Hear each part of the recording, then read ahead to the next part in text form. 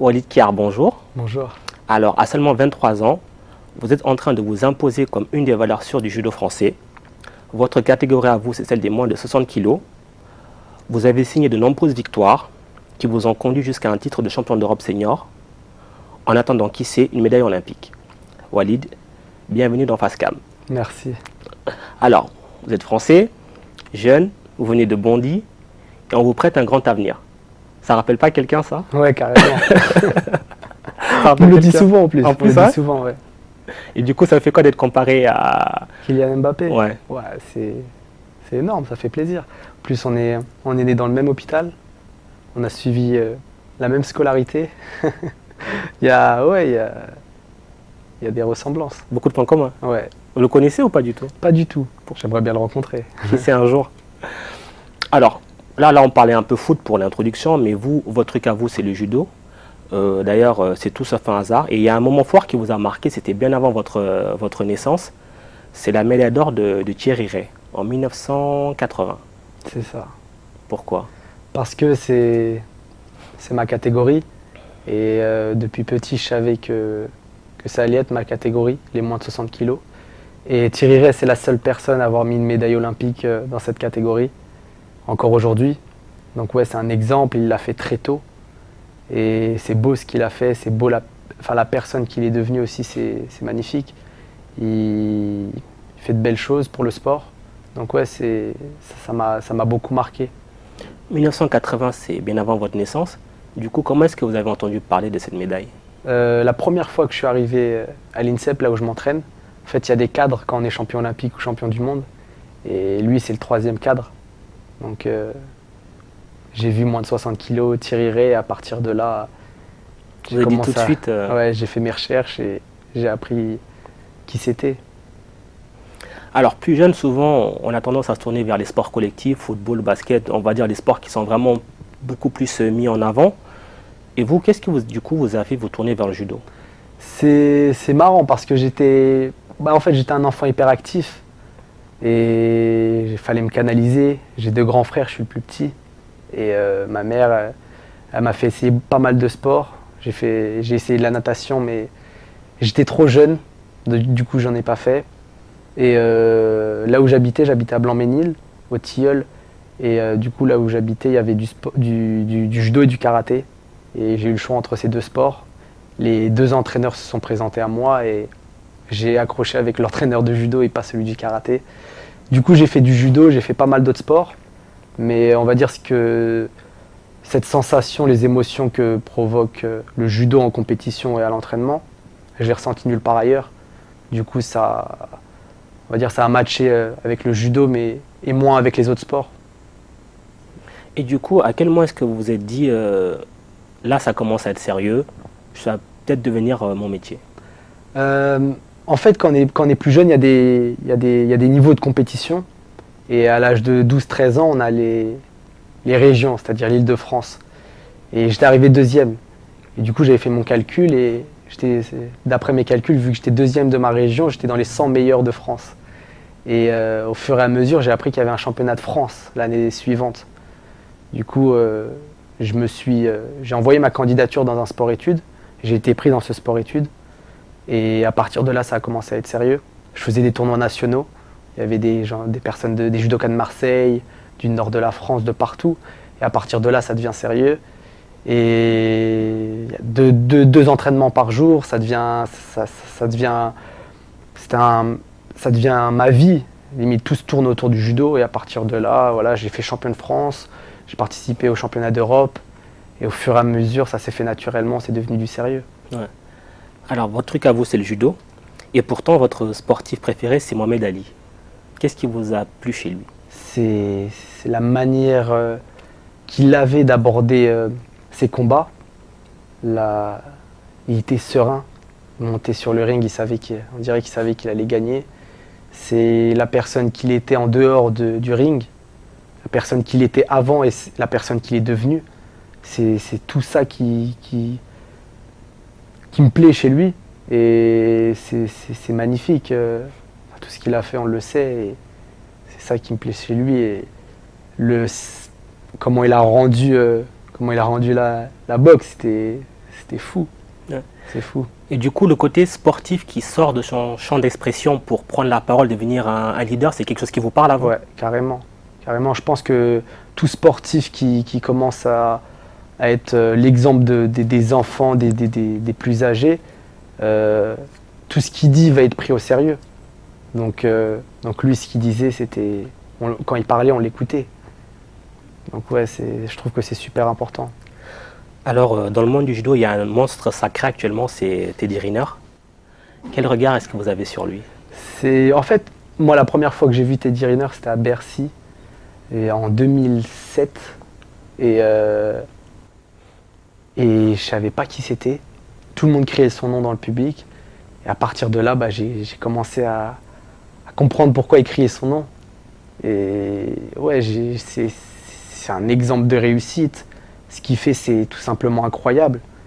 Et c'est pas facile ce qu'il fait. On a tendance à croire que ce qu'il fait, c'est normal vu que c'est une catégorie lourde, mais c'est faux. Ce qu'il fait, c'est incroyable et c'est quelqu'un de très sérieux, c'est quelqu'un qui en veut toujours plus. Et c'est là qu'on reconnaît un vrai champion. Moi, je le vois des fois, il s'entraîne et je me pose à côté et je regarde ce qu'il fait. Des fois, c'est terminé, il dit non, on y retourne, on y retourne, on y retourne. Donc ouais, c'est quelqu'un avec qui je m'entends très bien, qui m'a pris sous son aile quand je suis arrivé chez les plus grands. Et c'est un exemple, il me donne pas mal de conseils et je les suis. Bon, quand on a Teddy Riner comme mentor, généralement, ça va. Ouais, on se tait, on écoute. Alors, on va revenir sur votre parcours, Walid. Votre première compétition, c'est en 2002. Il va se passer quelque chose de pas vraiment commun. Racontez-nous un petit peu ce qui est arrivé. En fait, moi, ma première compétition de toute ma vie, c'était... Du coup, je vais à la compétition, je me pèse. Et en fait, mon premier combat, j'ai fait une technique qui s'appelle Ippon Seonage. Un mouvement où voilà, on projette vers l'avant. Et j'ai cassé le bras de mon adversaire. Et ça m'a... J'étais choqué un peu sur le coup. Mais bon, c'est le premier combat de ma vie. Ça a été... Je pense que ça... J'y pense assez souvent. Je me dis pourquoi c'est arrivé. Ça m'est jamais ça m'est arrivé. Ça s'est reproduit dans ma carrière, jamais de la vie. Mais c'est arrivé le premier combat de ma vie. Et 2-3 mois plus tard, je l'ai recroisé, ce garçon. Et il avait encore le bras dans le plâtre. Donc ouais, c'est marrant, j'y pense parfois. Et vous vous êtes dit quoi quand vous vous êtes rencontrés? Je lui ai dit ça va mieux. Et il m'a dit non. Mais du coup, quand justement votre premier combat, vous voyez un adversaire dont le bras se casse, est-ce qu'il y a un sentiment de culpabilité où vous vous dites c'est aussi les risques du sport? Je pense que c'est là que j'ai compris que ce sport il est dur et qu'on peut se blesser. Ça a été une prise de conscience, je pense. Je me suis dit que ça peut m'arriver à moi aussi. Et voilà, ouais, je dis pas que c'est bien que ce soit arrivé, mais c'est une prise de conscience, quoi. Je me suis rendu compte de certaines choses. À quel point est-ce qu'il vous a marqué ce souvenir? C'est quelque chose qui vous suit encore? Ouais, j'y pense pas mal de fois. Chaque fois que je vais travailler cette technique, je vais y penser. Je vais faire attention avec la personne avec qui je travaille. J'y pense. Voilà, c'est pas quelque chose qui me hante, mais j'y pense. On va revenir sur votre parcours, Walid. Alors, la première fois que vous disputez les championnats de France, ça se passe comment? Mon premier championnat de France, officiel, je l'attendais depuis le tout début d'année. C'était important pour moi. Je m'étais bien préparé, je l'attendais, j'y pensais tout le temps, je devais gagner ce jour-là. C'était en 2010 et voilà, c'est très bien passé, très très bien, j'étais très bien ce jour-là. Et quand j'ai gagné, ça m'a pas fait grand-chose. Comme si c'était normal en fait, comme si tout ce que j'avais fait avant, c'était pour gagner. Et c'est arrivé, quand j'ai gagné, j'ai pensé à ce qui arrivait après. Maintenant, quand j'ai gagné les championnats de France, je voulais être champion d'Europe. Et ainsi de suite. Ça s'est fait naturellement. D'ailleurs, forcément, ça s'enchaîne. Il y a des championnats d'Europe, championnats du monde. Comment est-ce que vous abordez tous ces grands rendez-vous? Parce que on ne se rend pas forcément compte, mais voilà, pour vous, c'est des étapes à franchir. Ouais, c'est des étapes. Mais chaque compétition, je vais l'aborder de la même manière. L'objectif, c'est de gagner.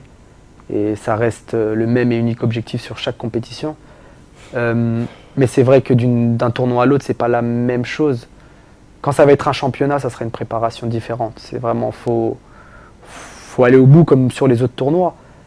Mais là, c'est un championnat, c'est différent. Mais voilà, on se prépare à peu près de la même façon et psychologiquement, on y pense tout le temps avant de dormir, quand on se lève le matin. Là, par contre, ça nous hante. On y pense tout le temps et c'est important pour nous. En tout cas, ça l'est pour moi et pour les personnes qui me soutiennent. Donc ouais, c'est important. Alors, le judo, souvent, on voit le côté spectaculaire sur les tatamis, les hippons et tout ce qui va avec, mais on oublie des fois la dimension, on va dire, mentale et psychologique, parce que c'est un sport individuel, il faut être vraiment fort dans sa tête, non, pour faire ses combats. Ouais, c'est dur.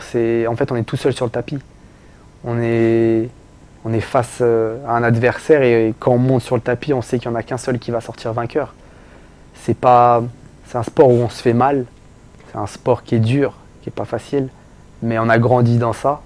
Et ça, c'est grâce à tout ce que je fais sur le tapis, tout ce que je fais pour le judo que je suis la personne que je suis aujourd'hui. Et j'en suis ravi. Mais ouais, c'est pas facile. Mais on s'y habitue, on apprend et au final ça devient normal. Les gens en dehors de moi, les personnes de ma famille, des fois, ils disent mais t'es fou de faire ça. C'est dur. Moi, ma mère tout le temps elle me dit calme-toi, tranquille, doucement. Mais non, on est obligé de faire tout ça pour arriver à atteindre nos objectifs. D'ailleurs, consécration pour vous, on va revenir au championnat d'Europe. Vous remportez la médaille d'or dans votre catégorie. Comment ça se passe la finale déjà? Ce jour-là, j'étais dans une bulle. J'étais carrément dans une bulle. C'était l'année des Jeux Olympiques. Je sais que c'était important pour pouvoir se qualifier aux Jeux Olympiques. Je prends un Azeri, Safarov, qui est médaillé mondial, qui a gagné beaucoup de tournois, qui est l'un des meilleurs, qui était l'un des meilleurs du monde à ce moment-là. Et je l'avais déjà battu 3 mois avant. Et voilà, le combat il commence très mal pour moi, mais j'étais serein. Tout le combat, j'étais super serein. Je savais que j'allais gagner. J'en étais persuadé. Je savais qu'à un moment donné, ça allait passer. Et voilà, on n'a rien lâché, que ce soit lui ou moi. Et à un moment donné, il est tombé et j'ai gagné. Et une fois que donc on a ce titre de champion d'Europe, qu'on est sur la plus haute marche du podium, à quoi est-ce qu'on pense? Ou à qui est-ce qu'on pense? Moi, directement, j'ai pensé à ma famille. Je suis sorti du tapis, j'ai appelé ma mère, mes frères. Et eux, ils étaient devant la télé, ils ont regardé. Malheureusement, ce jour-là, ma mère n'avait pas pu venir. Et ils sont toujours présents. Et voilà, on pense aux personnes qui nous ont entourés, les personnes qui ont été présentes, et mon club, les personnes qui croient en moi. Et on a envie de les remercier. On a envie de leur faire plaisir. Et c'est le seul moyen pour vraiment leur faire plaisir, c'est de gagner les plus belles des médailles. Et forcément, une fois qu'on est au sommet, on a envie d'y rester. Ouais, carrément. On n'a plus envie de bouger. C'est le plus dur, non, ça, justement? Ouais, c'est dur et c'est là où on voit un vrai champion, je pense. C'est là où il faut faire la différence, c'est de rester là où on est le meilleur et c'est ça le plus dur, je pense.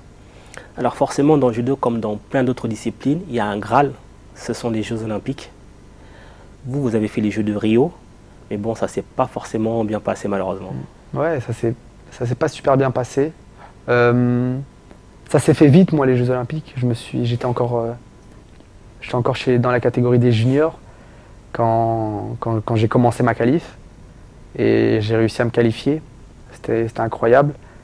Et du coup, au deuxième combat, je prends Kitadai, un Brésilien que j'avais battu au tournoi de Paris 5 mois avant. Je menais mon combat. Tout le combat, je le menais. Et je perds à la dernière seconde. La dernière seconde. Et chez lui, à domicile, ça a été une épreuve vraiment, vraiment, vraiment dure. J'étais triste, j'étais déçu de moi-même. Ça me l'avait jamais fait. En fait, depuis tout petit, on se prépare à un objectif et on se dit que c'est sûr que ce jour-là, on lâchera tout et qu'on fera tout ce qui est possible et inimaginable pour aller jusqu'au bout.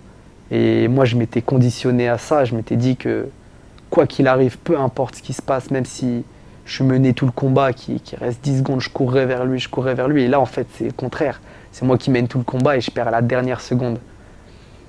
C'est dur, mais il fallait faire le deuil et il fallait penser au futur et à ce qui allait arriver. Ça a pris son temps, mais maintenant c'est passé. C'est une expérience. J'ai tendance à dire que ce jour-là, j'ai pris 10 ans. Et c'est une belle expérience, quoi qu'il arrive, même si j'ai perdu. Ça pourra peut-être vous servir pour Tokyo 2020. Exactement. Ça, c'est le gros objectif. Ouais. Là, aujourd'hui, c'est l'objectif. C'est dans le pays du judo, chez eux, ça sera magnifique. C'est l'objectif, là. Que ce soit moi ou toute l'équipe de France pense qu'à ça. C'est super important. Vous viserez quoi? Une médaille d'or ou juste une médaille d'or? Un peu argent? Non, une médaille d'or. Toujours la médaille d'or. Et après 2020, il y a aussi 2024 à Paris. Là aussi, ça peut être un grand rendez-vous, là. Ouais, carrément. Là, ce serait la finalité. Ce serait magnifique. Chez nous. Le truc de fou. Ouais, non, c'est... Alors, à choisir, qu'est-ce qui serait mieux? Un sacre à Tokyo ou un sacre à Paris? Les deux. C'est compliqué de choisir. Ouais. C'est compliqué de choisir. On voudrait les deux. Alors, parmi tous les tournois auxquels vous avez participé, Walid, quel est celui que vous avez le plus apprécié? Celui que j'ai le plus apprécié, j'ai fait les Jeux Olympiques de la jeunesse en 2011 en Turquie et je les ai gagnés. Ça a été ma première expérience olympique. Et c'est ma plus belle expérience de toute ma vie, encore aujourd'hui. C'est quelque chose qui m'a beaucoup apporté. On avait une équipe de fous, c'était trop bien. On s'est grave amusé, on était des jeunes. Je devais avoir 16 ans, mais c'est magnifique. Même au niveau des autres sports, c'était fou.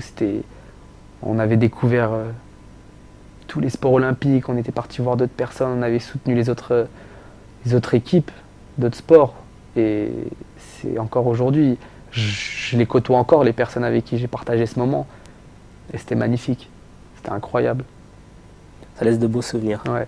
Alors, vous avez une citation qui est « Lève-toi avec détermination et couche-toi avec satisfaction ». Actuellement, est-ce que vous êtes satisfait quand vous vous couchez? Ouais, il faut. Ça m'arrive de ne pas l'être, Ouais. ça m'empêche de dormir. Et cette citation, elle est carrément vraie en fait. Et c'est un mode de vie. C'est un mode de vie. C'est important pour moi de me lever avec cette détermination qui m'anime, qui me fait me lever tous les jours et qui me fait me surpasser à l'entraînement. Et se coucher avec satisfaction, c'est quand j'ai fait un gros entraînement, je m'endors comme un bébé. Je rentre et je dors. C'est vrai. Et qu'est-ce qui pourrait vous empêcher de dormir? Un mauvais entraînement. Quelque chose qui ne s'est pas passé comme prévu. Ouais, ça pourrait me mettre des cauchemars. Quand ça se passe pas comme j'ai envie que ça se passe, ça m'empêche de dormir. Ouais. Alors, Walid, vous êtes d'origine marocaine, c'est bien ça? Est-ce que vous avez des rapports avec le Maroc? Ouais, de très bons rapports. Ouais. Très bons rapports. Toute ma famille est là-bas. Moi, j'ai quelques cousins, quelques cousines en France. Mais la plupart de ma famille, ma grand-mère et toutes mes tantes, mes oncles, ils sont au Maroc, à Casablanca. J'y vais régulièrement, très régulièrement. Je suis obligé. J'aime bien ce pays. Ça fait partie de ma vie. Et donc ouais, j'ai de très bons rapports, même avec l'équipe nationale de judo. Ça m'arrive de m'entraîner avec eux. Et j'ai de très bons rapports avec toute l'équipe, les entraîneurs, le staff, la fédé. Ça se passe très bien.